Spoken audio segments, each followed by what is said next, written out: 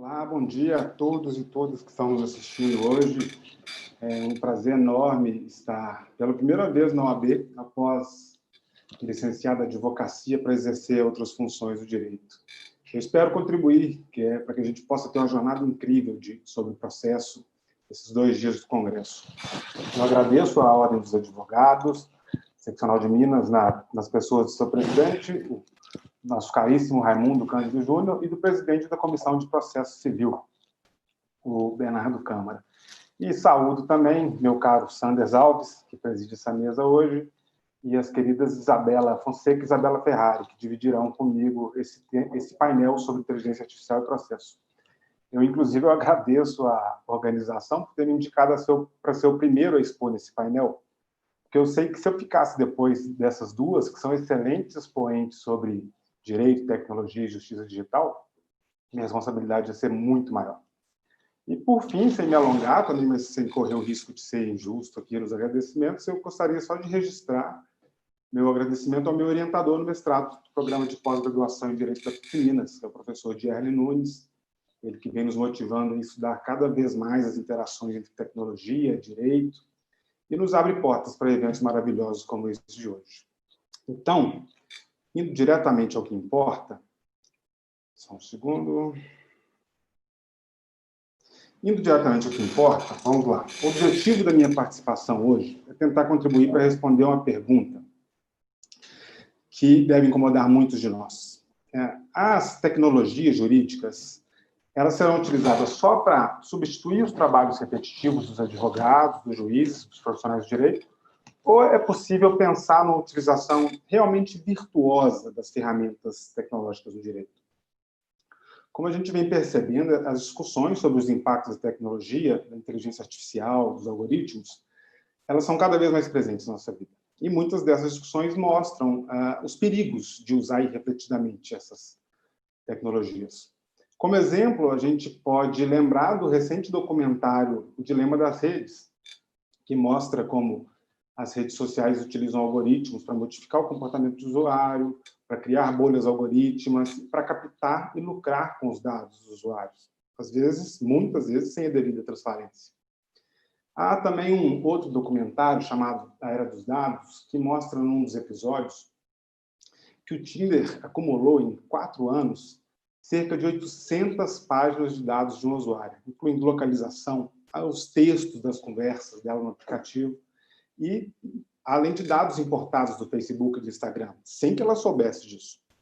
E mais preocupante ainda é o escândalo na utilização dos dados dos usuários, que são coletados nas redes sociais, e utilizados sem transparência para fins eleitorais. A questão é, essas análises estão equivocadas? Então, a gente pode compreender, não. E elas evidenciam, de fato, como devem evidenciar, o quanto a manipulação de dados pode ser prejudicial para a vida da sociedade. No entanto, apesar de todos esses problemas envolvendo o uso dos algoritmos, análise de dados, o uso da tecnologia ele pode, sim, gerar melhoras efetivas no sistema de justiça. Ou seja, eu quero dizer que a tecnologia não servirá ao direito apenas para automatizar a redação de petições ou fazer minutas de decisões judiciais de forma mais fácil. Ela pode ser usada, sim, para promover profundas alterações no tratamento dos conflitos. Quando muitos dos que nos assistem aqui se formaram, era impossível pensar nesse tipo de utilização da tecnologia. Imaginar que o computador seria capaz de entender um texto e daí propor uma decisão. Eu lembro que, em 2012, quando eu me licenciei de advocacia, a tecnologia que nos auxiliava no escritório era basicamente aqueles formulários do Word, algo extremamente simples, que só ia completando os espaços pré-determinados. Só que nesses 8 anos que se passaram, muita coisa mudou. Hoje já existem no mundo diversas ferramentas jurídicas. Há ferramentas que servem como marketplace para advogados, ou seja, elas funcionam como se fosse uma espécie de Uber em que o interessado acessa a plataforma e procura o advogado que vai poder prestar seu serviço e ainda faz toda essa interação entre cliente e advogado pela própria internet, às vezes sem contato físico. Há outras ferramentas que fazem pesquisas jurídicas, ajudando o advogado a coletar precedentes, coletar textos de lei aplicado ao seu caso. Um exemplo muito conhecido é o ROS Intelligence, que vem sendo chamado já assim, de um advogado digital. Há também ferramentas que fazem previsão de resultados.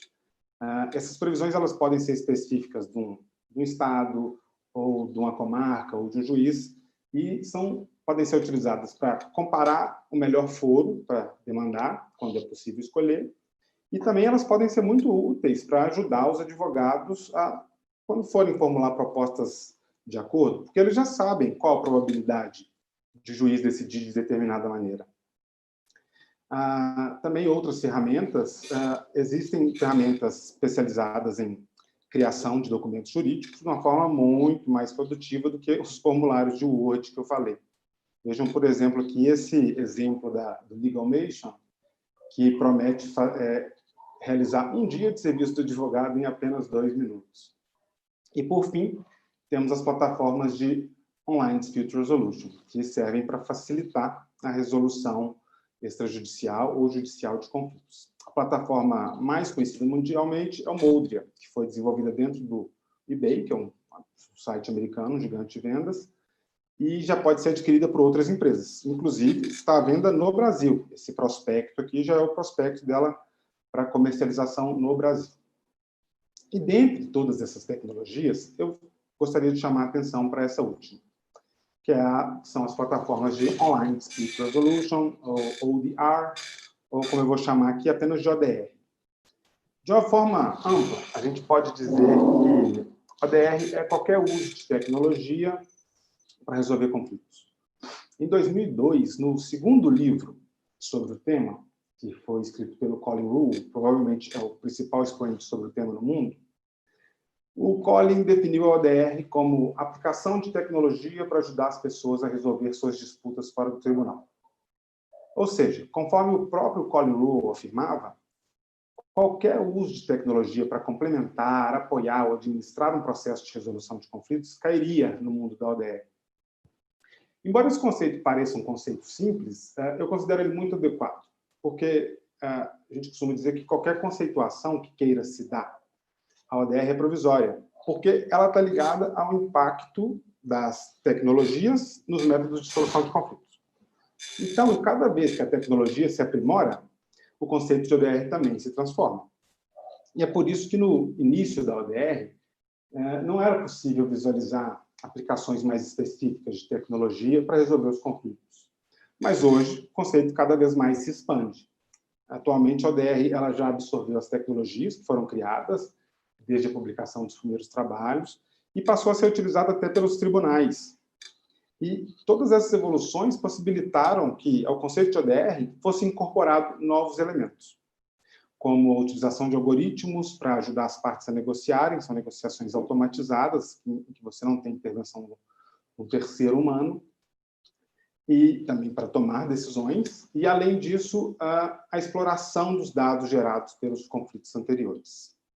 Por isso que o conceito que a gente entende mais atual de ODR é que a gente pode falar que a Online Dispute Resolution é o uso de tecnologia da informação e da comunicação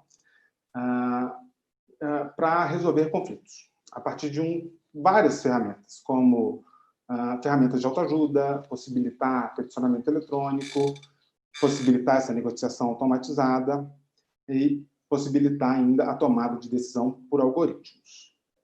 E como o processamento dos conflitos se dá em ambientes informatizados, é possível que se coletem os dados dos procedimentos anteriores.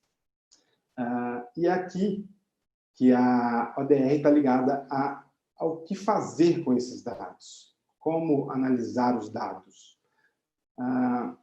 Nesse ponto, a gente pode visualizar, de fato, uma utilização virtuosa da tecnologia.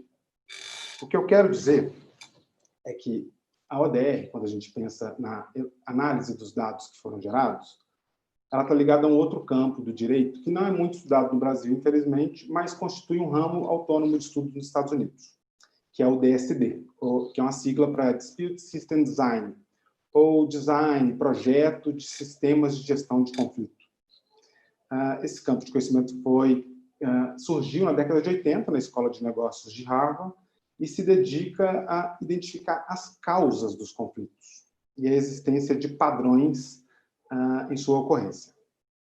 O DSD tem uma característica que muito nos interessa, que é estudar o conflito em si, de modo que a gente pode falar que seria possível criar uma etiologia dos conflitos, ou seja, o estudo das causas e das origens dos conflitos. Mas alguém pode perguntar, Hugo, mas essa discussão já é antiga, não é não? Sim, óbvio, ela é muito antiga.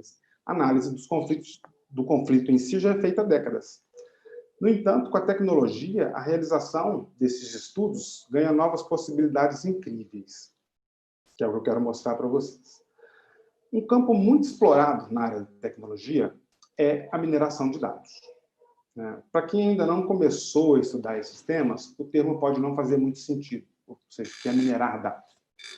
Mas, de forma bem básica, minerar dados significa analisar uma grande quantidade de dados para buscar padrões e relações entre eles. Ou seja, a mineração de dados, ela se refere a uma série de técnicas usadas para extrair conhecimento de um vasto estoque de informações digitais. Para entender como isso aconteceria na prática, a gente pode usar um exemplo mostrado no documentário Era dos Dados, que eu vou fugir um pouquinho do direito processual, mas é um exemplo bem elucidativo. No documentário, é mostrada, num dos capítulos, dos episódios, é mostrada a pesquisa do pesquisador chamado Christopher Heckscher, que é doutor em ecologia. Ele vem acompanhando já há muitos anos a migração de uma espécie de sabiás encontradas lá no estado americano de Delaware. Essas aves têm a característica de voar mais de 6 mil quilômetros todo ano. Elas saem de Delaware e vêm para a bacia amazônica aqui no Brasil. E eu reuni dados relativos a anos dessa migração. O pesquisador percebeu que essas aves, a cada ano, elas saíam de datas diferentes lá de Delaware. Às vezes no final de junho, às vezes no final de julho.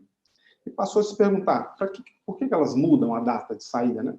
Principalmente quando elas saem mais cedo, elas prejudicam a própria criação dos filhotes.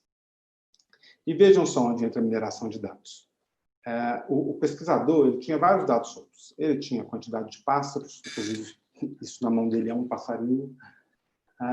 Ele tinha a distância percorrida, a data que eles saíam, a data que chegava, o trajeto, o clima.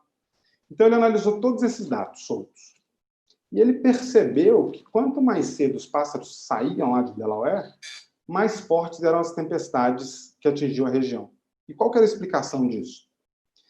Como os pássaros vêm para a bacia amazônica, eles precisam atravessar o Golfo do México. Então, eles têm algum mecanismo desconhecido, que ninguém entendeu ainda como funciona, que é capaz de prever a intensidade das tempestades que acontecem. Então, a partir do cruzamento de todos esses dados, o Christopher está conseguindo comprovar a hipótese dele, de que essa espécie de sabiá consegue prever quando as tempestades são mais rigorosas. E os pássaros acertam mais que os próprios estudos meteorológicos que já existem. E eu imagino que vocês estejam se perguntando assim, para que essa história de passarinho no meio de um congresso de direito processual? E a resposta é muito simples. Eu quero dizer que os dados gerados em qualquer área de conhecimento podem esconder informações importantíssimas. E é exatamente essa a finalidade da mineração de dados. Analisar dados com o objetivo de descobrir informações que estavam escondidas. As aplicações práticas dessa ciência da mineração de dados no direito nos possibilitariam ao menos duas mudanças virtuosas no sistema de justiça. Uma é prevenir efetivamente os conflitos e a outra é auxiliar no projeto de novos procedimentos para solucionar os conflitos já existentes. Essa primeira possibilidade relacionada à prevenção é o que nós podemos chamar de Online Dispute Prevention, que dá o nome do tema sobre o qual estamos conversando hoje, que é a prevenção online dos conflitos. Essa possibilidade está relacionada à análise minuciosa dos conflitos existentes para entender suas causas. Ou seja, construir uma etiologia dos conflitos e potencializar isso, não mais fazendo uma análise a olho nu humana, mas sim com o uso das tecnologias e dos algoritmos. É óbvio que essa mineração de dados de processos judiciais é uma atividade que demanda uma série de precauções de ordem legal e técnica, porque a gente precisa ter o cuidado para não expor os dados dos envolvidos, para manter a confidencialidade, e é preciso que os sistemas em que os procedimentos tramitam sejam interoperáveis, que eles se comuniquem entre si. É um problema que a gente tem no Brasil, evidente. De todo modo, a realização se a gente realizar estudos sérios voltados a essa etiologia dos conflitos, a gente pode entender por que as violações ao direito ocorrem. Então, projetar novas formas de preveni-la efetivamente. A gente pode pensar em propor novas leis, em realizar diálogos com as agências reguladoras para subsidiar a atividade fiscalizadora e também mostrar para alguns litigantes habituais que os conflitos de suas empresas e a forma como eles tratam pode ser, na verdade, um ativo para fidelizar mais clientes e para gerar mais negócios. Esse é um tratamento adequado do conflito que a gente entende que pode representar um uso virtuoso da tecnologia. Por quê? Porque ele é capaz de prevenir a ocorrência da violação do direito e não simplesmente impedir que uma demanda judicial seja proposta. Ou seja, o que eu quero dizer é que a utilização da análise de dados com o objetivo de evitar a ocorrência de uma violação aos direitos é preferível a iniciativas que representam apenas uma repressão ou uma redução da possibilidade de ajuizar demandas. E a gente pode mostrar como isso funcionaria, pelo menos uma cogitação, na vida prática. Se a gente olhar aqui os dados do Tribunal de Justiça de Minas Gerais, dos últimos 3 anos, a gente vai perceber que nós tivemos, em 2018 e em 2019, cerca de 50 mil ações só sobre negativações indevidas. Essas ações geraram, no tribunal, no ano de 2018, cerca de 14 mil recursos, no ano de 2019, quase 12 mil recursos, e em 2020 já estamos chegando em 9 mil recursos, observando que esses dados foram coletados em setembro. Então, acredito que até o final do ano a gente passe de 10 mil recursos. Qual seria a proposta? Olhar para todos os dados gerados nessas ações, nesses recursos, para que a gente possa pensar em projetar novas leis sobre os cadastros restritivos de crédito, já que eles não estão funcionando bem, analisar as ações que têm seus pedidos julgados procedentes, para descobrir qual foi a causa da negativação indevida, exigir que as empresas atuem de forma proativa, porque elas podem fazer uma análise interna para descobrir se esses problemas ocorreram com outras pessoas e podem ainda elaborar novas condutas internas para melhorar seu procedimento de contratação e de cobrança. Como vocês podem ver, focar a energia na prevenção dos conflitos pode representar um ganho enorme para o sistema público de justiça. Mas ainda uma outra possibilidade de utilização para mineração de dados do direito, que eu gostaria de ingressar antes já de caminhar para o final da minha exposição. Essa segunda possibilidade está relacionada ao desenho, ao projeto de procedimentos específicos para determinados tipos de conflitos. Eu vou pedir para vocês observarem aqui mais outros números do Tribunal de Justiça. Se vocês observarem nos últimos 3 anos, a partir desse gráfico, foram ajuizadas mais de 13 mil ações, cujo pedido principal era a revisão de cláusulas contratuais. Ou seja, são aqueles casos em que se discute a existência de cláusulas abusivas em contratos bancários, como taxa de juros, capitalização, tarifas, etc. Essas ações geraram para o tribunal nos últimos 3 anos mais de 16 mil recursos. Ou seja, são cerca de 5 mil ações por ano e 5 mil recursos envolvendo apenas essa temática e só no estado de Minas. Imagine a realidade no Brasil. Se nós analisássemos esses procedimentos, a gente poderia entender onde estão os problemas que geram a morosidade procedimental. E a partir desses dados, a gente poderia pensar que seria possível pensar, por exemplo, na eliminação de etapas inúteis para determinados tipos de procedimentos. Se a gente for pensar num exemplo, será que a gente precisa realizar audiência prévia de conciliação nesses casos de ações revisionais? Ou, nos casos das ações revisionais, em que toda a documentação já foi apresentada pelas partes, há necessidade de gastar tempo com abertura de instrução probatória, abertura de prazo, pedidos de perícia? Percebam, Eu não quero reduzir o campo de atuação das partes. Mas o que a gente poderia demonstrar é se, na prática, gastar esse tempo gera alguma melhora para o resultado da ação, ou ela apenas atrasa a conclusão. E ainda seria possível analisar o percentual de reforma das sentenças de determinados juízes, o que poderia subsidiar o advogado para ele decidir se vale a pena ou não recorrer. E perceba que eu estou falando apenas de um tipo de demanda repetitiva, que são as ações revisionais. A gente poderia analisar as peculiaridades de todos os outros tipos de demandas repetitivas existentes.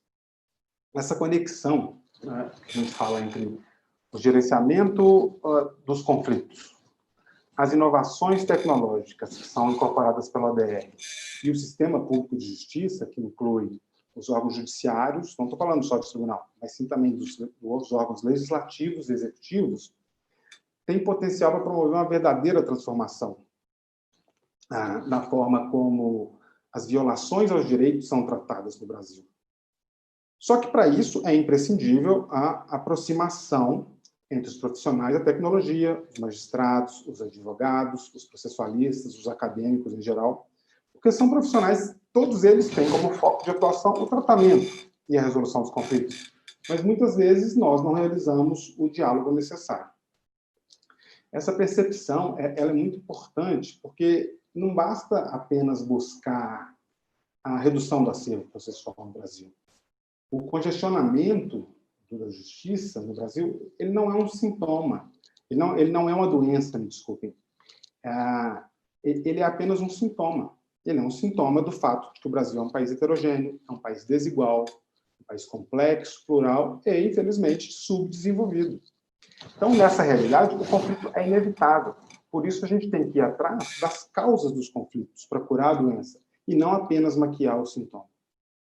Percebam que essa preocupação ela já existe desde 2013 na União Europeia, conforme a gente vê na Diretiva 11 do Parlamento Europeu, e em setembro desse ano, 2 meses, a Organização Europeia de Consumidores publicou um relatório concluindo que as ferramentas tecnológicas de resolução de conflitos, nas quais se enquadram a ODR, elas podem ser úteis para reunir inteligência, para identificar padrões e para destacar falhas do mercado.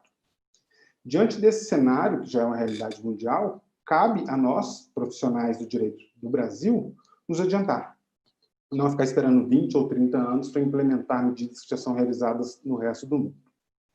Dito isso, meus caros e minhas caras, é certo que a tecnologia vem mudando diversos aspectos da nossa vida. Muitas vezes melhorando, mas também gerando novos problemas. Por isso, é preciso que a gente pense nos problemas relacionados à mídia, os problemas relacionados às redes sociais, à educação, os impactos nas relações de trabalho e até mesmo os impactos da inteligência artificial sobre o debate democrático. Mas, por hora, nós ficaremos satisfeitos se as ferramentas tecnológicas existentes forem utilizadas para evitar a violação de direitos que ocorre sistematicamente no Brasil, e não apenas para dificultar o acesso do cidadão ao judiciário. Então, esperando de coração que nossas pesquisas possam, de fato, ajudar a construir um sistema de justiça melhor, eu agradeço mais uma vez ao AB pelo espaço e me coloco à disposição de todos vocês para continuarmos esse debate no grupo de pesquisa que conduzimos no programa de pós-graduação da PUC Minas, ao lado do professor Diário Nunes, sob a liderança dele, e até mesmo pelas redes sociais, através de mensagens. Fiquem à vontade. Um grande abraço a todos e muito obrigado.